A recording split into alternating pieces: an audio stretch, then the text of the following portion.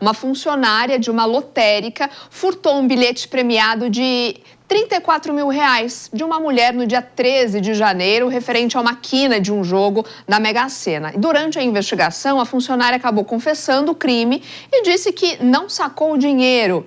Olha, é tão cara de pau ali o negócio que ela declarou que havia feito algo semelhante com outro bilhete premiado, ou seja, foi a segunda vez, então, que ela assume ter pego um bilhete que estava premiado. Dessa primeira vez, o valor era de R$400. A funcionária foi demitida e está presa. E a gente, para quem está acompanhando a gente por imagem, a gente consegue ver as câmeras de segurança da lotérica.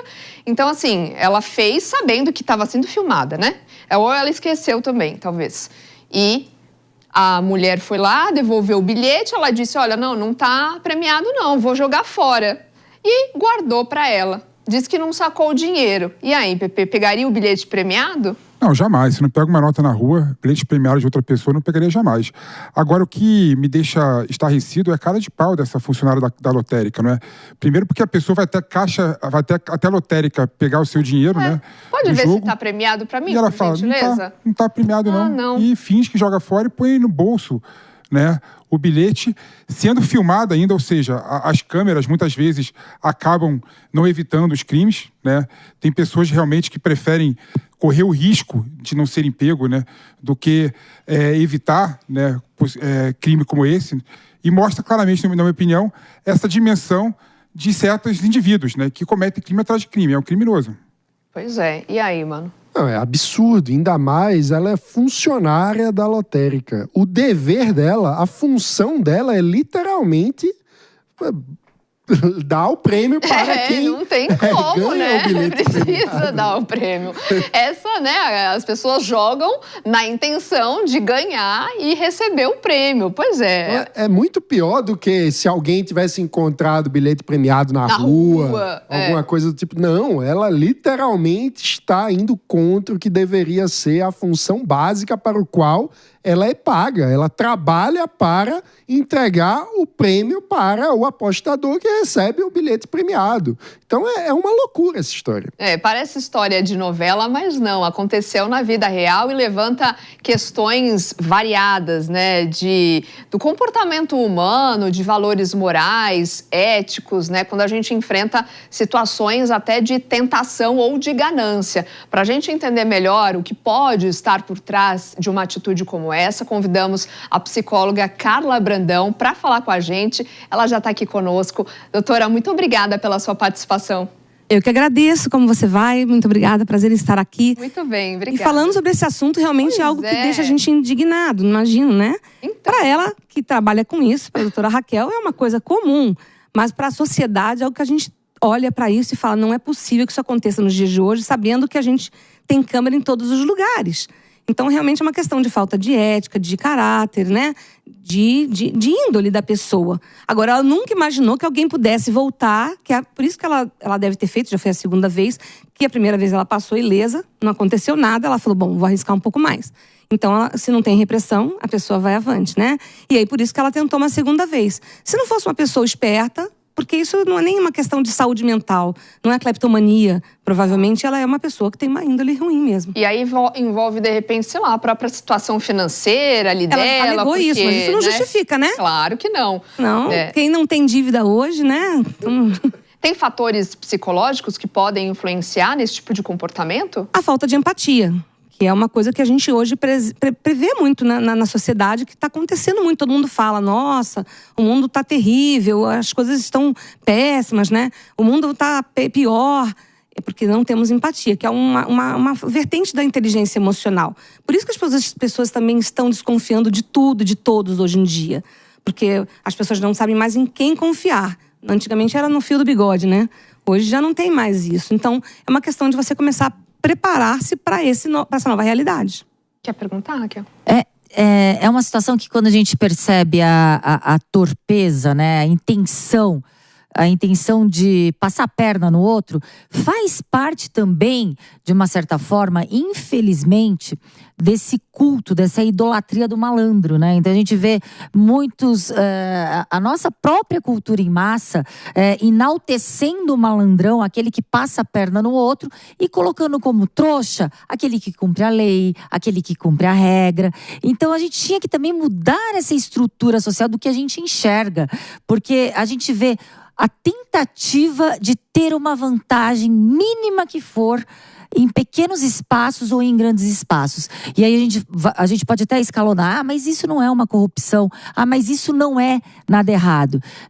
Quem nunca, e aqui até o próprio delegado Palumbo, que sempre participa, quem nunca já ouviu? Ai, que bom que eu tenho uma amiga delegada. Eu falei assim, bom por quê? Você quer ser preso? Então as pessoas já vêm do outro lado, né? Que bom que eu tenho um amigo delegado porque eu não serei preso. Então você quer que eu pratique um crime para que você possa não ser preso? Então é uma mentalidade muito equivocada. E muitas vezes vai escalonando até práticas criminosas. Porque as pessoas não sendo coibidas, né? E a pessoa começa a pensar em como ela pode se dar bem. É uma coisa histórica no Brasil, né? Até nos desenhos animados, né? Muitas vezes a gente torce para aquele malandro, não é verdade? Tem o Tom e Jerry, por aí vai. A criança, desde cedo, ela às vezes ela é levada a torcer para aquele fraco que pode tentar ganhar do forte. Quando a gente... Se você perceber bem, Soraya, se eu chegar aqui e falar hoje que eu quebrei o braço, coitado, e quebrei mesmo, né? Puxa, Carla, puxa, que pena, como é que isso aconteceu? Se eu falar, nossa, gente, ganhei 1 milhão. Ganhei 1 milhão na Mega Sena, todo mundo fala, ganhou 1 milhão, que legal, né? Jura? Aquele sorriso meio, né? Que ótimo, que bom. As pessoas não estão preparadas para ver a vitória e o sucesso das outras. E muitas vezes, como a doutora Raquel falou, é mais fácil ela arrumar subterfúgios para conseguir o que ela quer sem fazer a coisa certa. E é real mesmo? As pessoas ficam incomodadas com a felicidade alheia? E Sim, por isso Soraya, essa chuva de críticas, a gente comentou esses dias nas redes sociais, né? Como as pessoas se incomodam até e ficam criticando ali nos comentários. A rede social trouxe uma coisa muito forte para a nossa realidade, que é o vizinho não está mais do teu lado. O vizinho está na sua tela. E não tem um vizinho, tem milhões de vizinhos. Então a vida do outro sempre parece melhor do que a sua. Você pode estar viajando, você pode estar em Manaus, Maceió, em Maragogi. Você vai olhar para alguém que está na Austrália e vai falar, nossa, eu queria estar lá. Então você nunca está satisfeito, está sempre invejando a realidade do outro. Agora, eu queria, voltando à questão da malandragem, eu queria trazer um outro ângulo para a conversa. Que é, às vezes, a malandragem tem a ver com uma criatividade sobre como você consegue construir uma estratégia para lidar com a situação que se coloca ali. Então, quando, não sei, o mais fraco ganha do mais forte com uma estratégia inteligente, esse tipo de malandragem pode ser positivo. Por exemplo, no futebol, quando alguém consegue se defender ali e dá um drible no outro, tem uma malandragem ali. Ou seja, não necessariamente toda malandragem é negativa. É a nomenclatura, que aquilo ali, na verdade, não é malandragem, é técnica, né? A pessoa teve um lance de esperteza, mas uma esperteza saudável, né? Uma superioridade estratégica, talvez. Eu também não... Desculpa, mas eu também não considero malandragem. Malandragem, eu considero passar a perna no outro. Malandro é malandro, mané é mané. Em cima de uma outra pessoa. A nomenclatura, a gente usa malandragem, puxa, ele foi malandro. Tem um lado positivo desse jargão que a gente usa. Mas, em tese, é alguma coisa negativa, né? Lupin, por exemplo, né? Um seriado, não sei se vocês viram. A gente acaba torcendo pro cara que tá roubando e não pra pessoa que tá sendo roubada. Você fala, uai... Então a gente tem que começar a rever o que a gente acredita que seja valor, né? Agora, a gente pode afirmar que casos como esse, né, esse tipo de ato, quem faz uma vez sempre vai repetir? Ou no caso específico aqui da loteria, a primeira vez, como você disse, né, ela não foi pega, então ela fala, vou tentar de novo e assim por diante, ou Eu posso falar de uma forma psicológica, mas eu aposto que a Raquel pode falar de uma forma muito melhor. Sempre, se você prende uma pessoa e você não corrige, ela vai fazer de novo, porque ela não entendeu porque que ela fez de errado, ela não sofreu a penalização daquilo ali, então para ela não aconteceu nada. Na cabeça dela, ela estava certa. Ela cria uma realidade paralela aqui dentro, né? Então sempre, se a pessoa tiver terapia, acompanhamento psicológico, se ela tiver algum tipo de penalização, ela pode se corrigir, sim. Porque também tem muita gente que é egressa do sistema penitenciário que merece uma segunda chance. Mas a gente tem que ter um acompanhamento, porque em geral, quando você tira nota baixa, quando está na escola, se você não toma uma reprimenda, você vai continuar tirando nota baixa. Se você preferir ir para o parque, né? Pode falar. Não, é muito interessante essa análise psicológica, porque é como se fossem limites. A gente tem um limite legal do que pode e do que não pode, do que é crime. E se a pessoa ultrapassa esse limite e mesmo assim continua impune, para ela o limite fica mais elástico. É bem interessante eu nunca tinha enxergado desse lado psicológico. Ela começa a naturalizar, porque para ela o limite está acima, tá mais elástico, porque não existe punição. Sim. E ela vai testando de forma gradativa cada vez mais. Aí entra a malandragem ou a criatividade. Tem um lado positivo e um lado negativo para tudo, né? Tem um lado bom e um lado ruim. Então aí tá a parte negativa. Que aí a pessoa fala, como é que eu posso fazer para passar por aquele lugar e não ser pega por ali? Em contrapartida, um jogador de futebol pode falar, como é que eu posso passar pelas pernas dos jogadores e conseguir fazer o gol? É tudo uma questão de ponto de vista, né? Tudo uma questão de ponto de vista, mas uma coisa que me incomoda, essa é a minha opinião, né? É criminalizar a malandragem. A malandragem, no modo de ver, tem coisas boas, aspectos bons. Sim. Até culturais bons. Até religiosos bons. É bom lembrar que a figura do malandro é uma figura histórica na Umbanda, né? Então, assim, eu não vejo o malandro, né, como um grande problema, né? E a malandragem como uma grande situação, uma grande questão também. Há malandros e malandros, né? Há malandros, por exemplo, que conseguem usar artifícios, né, criativos para atingir um objetivo de forma legítima. E há malandros que usam artifícios criminosos para atingir o objetivo. Então a gente tem que separar a malandragem, né? Eu morro de saudade da época que eu não vivi, o Rio de Janeiro, década de 30, década de 20, Sim. Noel Rosa, esse pessoal todo que andava ali, sambava e tal, que eu não vivia essa época. Eu queria viver na época dos malandros, que não são malandros do mal. Na Lapa, né? Na Lapa, principalmente. Meu avô morava lá. Então esse é um ponto que eu queria destacar aqui. Né? Eu entendo quando Você pega um personagem da literatura, por exemplo, Chicó e João Grilo. É uma dupla de malandro. Dupla de malandro.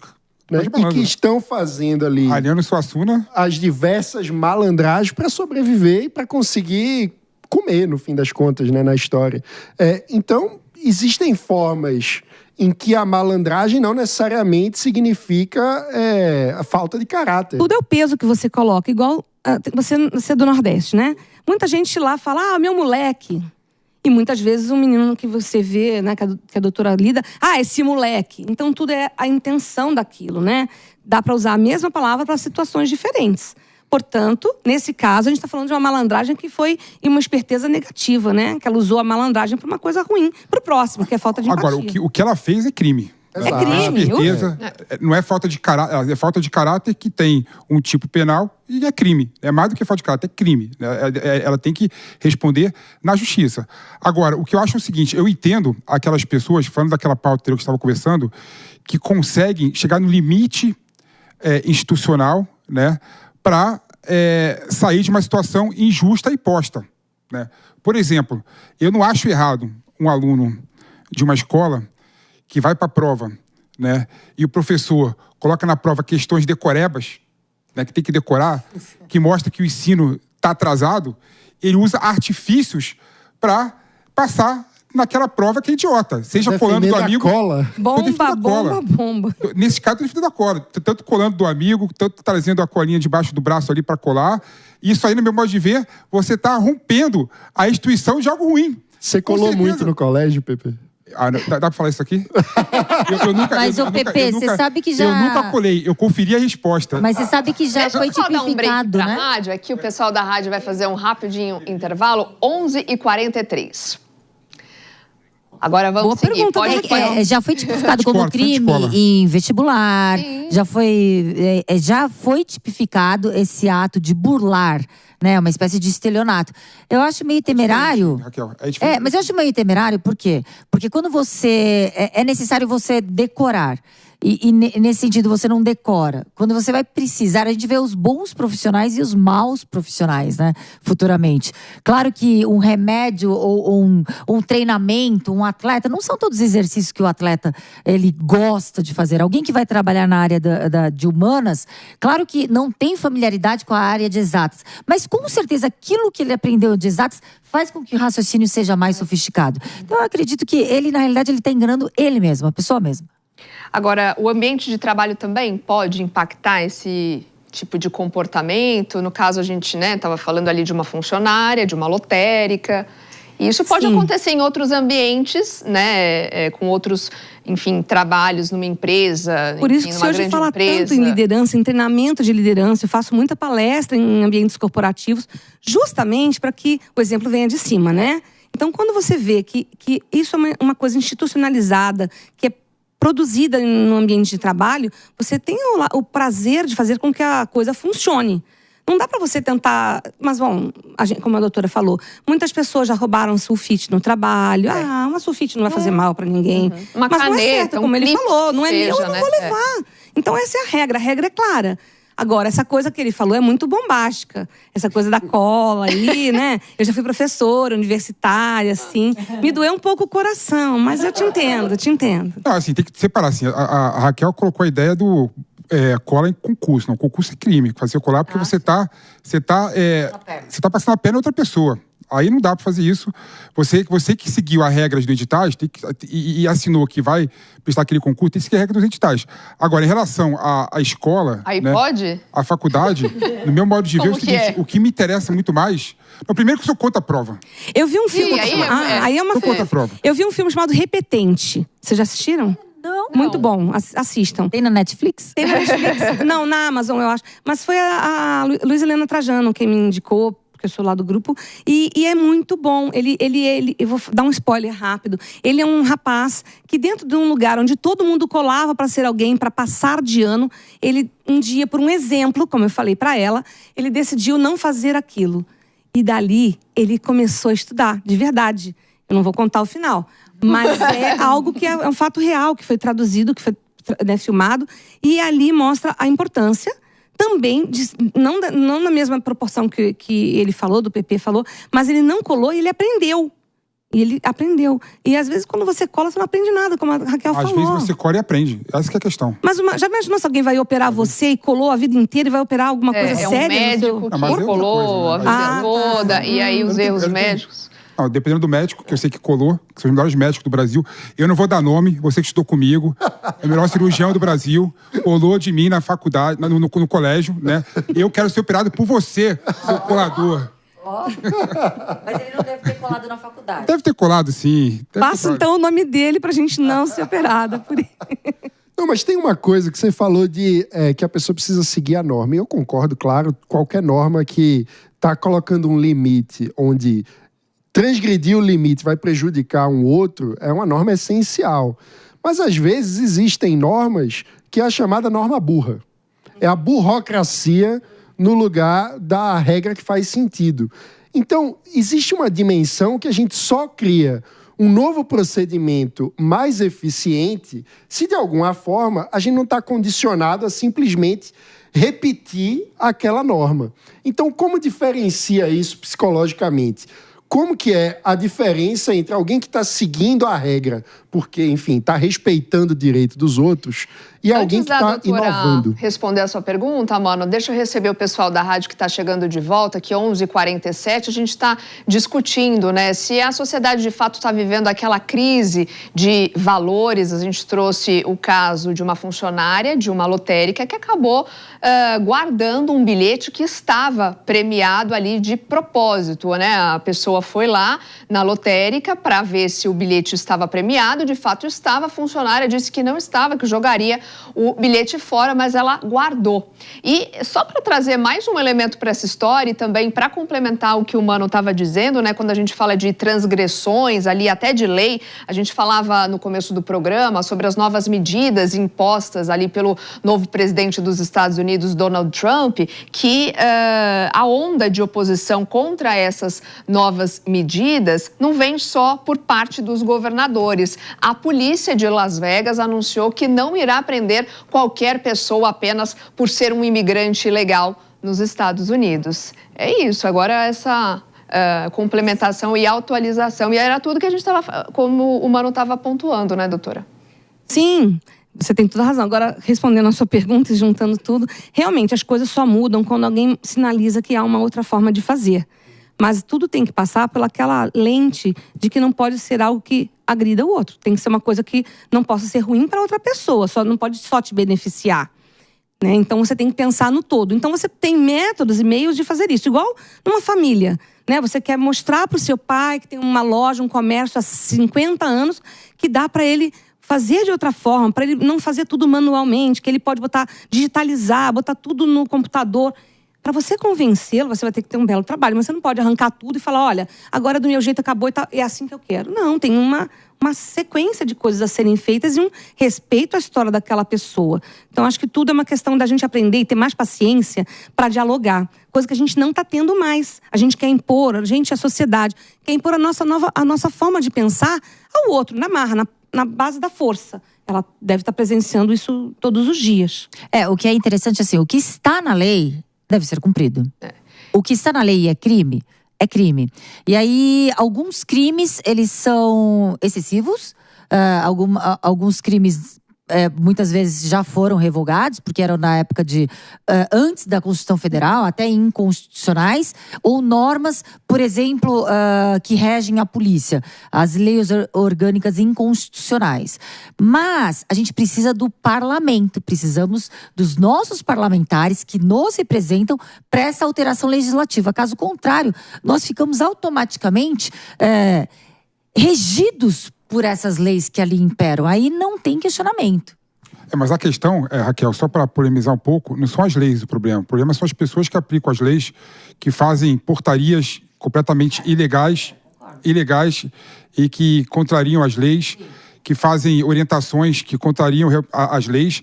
Em relação a esses aspectos, embaixo da legislação, se tem uma burocracia, como disse o Mano, né, que se você for ver, contraria completamente a legislação, né? Não tem que ser cumprida. Então, Mano, nesse ponto tem um ponto. Tem uma questão aí. Porque daí então faz sentido você lutar contra as instituições, nesses casos específicos, e fazer de um jeito diferente. Seja criando artifícios que não sejam ilegais e ilegítimos, ou seja, criando outra forma de fazer valer aquilo que é o correto. Usando a sua criatividade, como a gente falou no início da nossa conversa. Implementação de normas que contrariam a lei não é para ser cumprida. Simplesmente assim. E aí não é malandragem, né? Não. Você tá infringindo uma lei, uma regra. Não, normas, né? Normas, sim. Agora, como a gente deve lidar com isso na educação? Porque tem a parte de você fazer com que a criança entenda que a norma importante tem que ser seguida, mas como estimular a criatividade da criança ao mesmo tempo que ela respeita a norma? Muito legal. Eu tenho um livro infantil chamado Amiga Coragem, eu lancei há 2 anos. E ele traduz um pouco do que eu falo, que é sobre coragem, sobre autoestima, para ela aprender a se respeitar, saber quem ela é, para enfrentar um bullying, que hoje é muito comum. Então, primeiramente, começa pelo exemplo. Muitos pais têm lido com os filhos esse livro e os pais me chamam e me mandam direct ou me encontram e falam o quanto também foi estimulante para eles revisitarem esse tema. Porque, realmente, se você fala uma coisa e faz outra, o seu filho não sabe o que ele tem que fazer. Porque por mimetismo, por usando uma técnica, um pedaço do cérebro, ele vai imitar quem ele admira. Então, se você é o pai dele, você fala, filho, não faça assim, assim, assim, e você faz o contrário, não adianta você falar, a criança primeiro nem entende a palavra não. Eu vi recentemente isso, a criança não entende o não, né? Nem nós adultos. Até 3 anos de idade, não é isso? Até 3 anos. Mas o cérebro da gente não está... Ele não tem a habilidade de entender o não. É a cognição, né? Ele não entende, ele entende a palavra só. Exatamente. Não sabe o que ele tem que fazer a partir do não. Você quer o livro, sabe que é uma... não pegue o lápis. Ele não entende o não, né? Por exemplo, foi claro aquela explicação. Então, se você falar, não faça isso para a criança, e você faz aquilo, ele vai achar entender que é para fazer certo.